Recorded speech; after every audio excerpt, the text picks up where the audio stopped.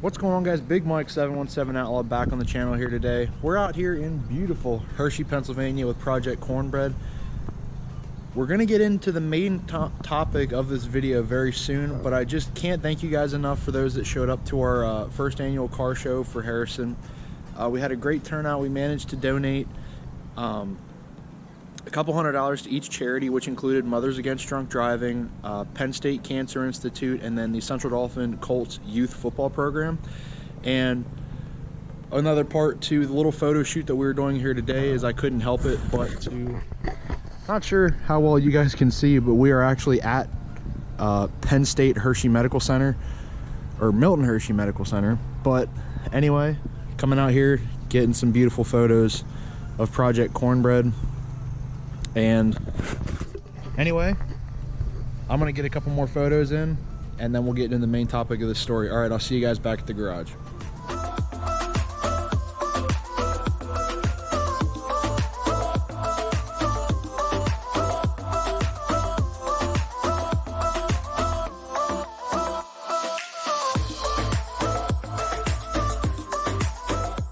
Alright guys, we are back here in the garage. Beautiful day, got some really good pictures in. Might go out for another ride here later and get some photos of the busa. But anyway, the main topic of this channel is the busa has technically been down ever since our run at Cecil County with Guitarmageddon, ZL1 and all those guys. But it was down for a different reason. It isn't a mechanical failure or anything. My tire's shot. The tread on the tire cannot hold up to the power right now because it is technically a street tire. It's not a radial or anything like that. So looking at it, we do have some good tread life left. Right in here it's just about flush, and you can really see that we've been focusing on this beautiful center, probably about 2 to 3 inch tread path that we use on this bike. I don't really play too much with air pressure on this. I probably should do it a little bit more, but the big thing now is this tire is gonna go, and we're switching to a brand new Shinko Hookup Pro drag radial. This is a DOT approved radial, so I can still drive this on the street without getting any heart from the cops. But what this is going to allow us to do is get a lot better hookup. And honestly, just this tire alone, it might be the additives that they do to keep it from dry rotting. This tire is sticky from the factory, so this thing is going to be perfect on this bike.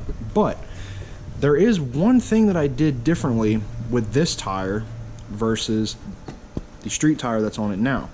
So the standard tire on this bike, I think, is a 190 what is it, 190 5517.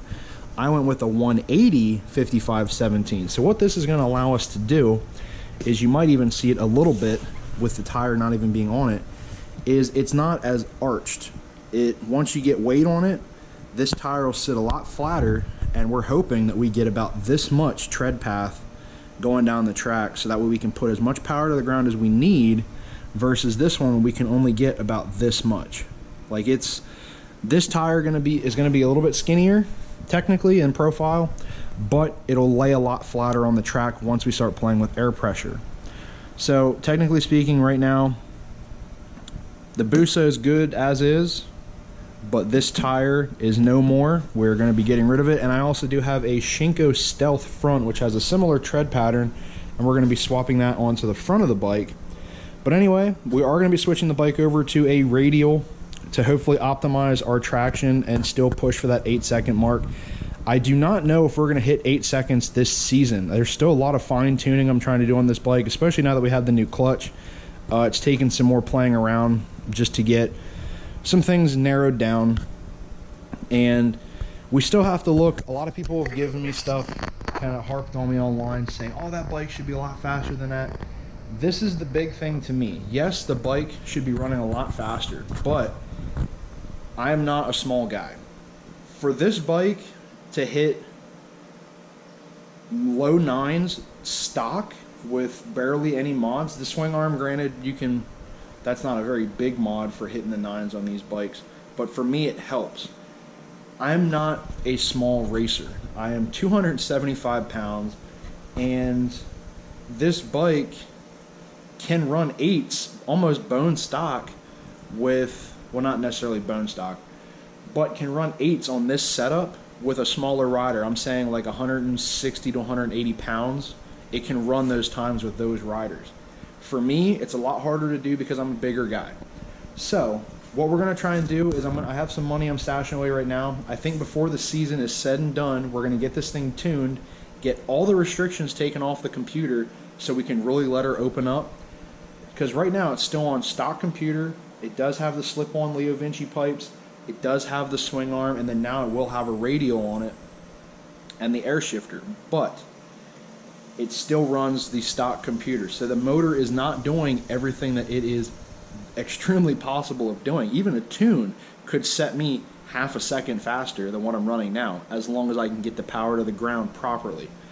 But we're going to work on that. We're going to try and run all motor and on a tune this season, or at least to finish out the season. We have until, I mean, I rode out to almost Thanksgiving last year, and the bike was running optimal in cold weather.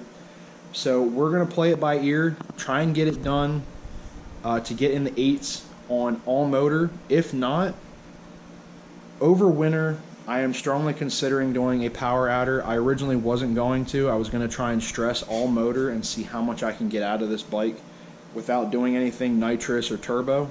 But if I can't get the numbers and times I want, this bike could be seeing either a nitrous system or a turbo system, depending on which one's going to be a little bit easier on the motor. Nitrous can be a little hard if you don't know what you're doing or if I spray too much.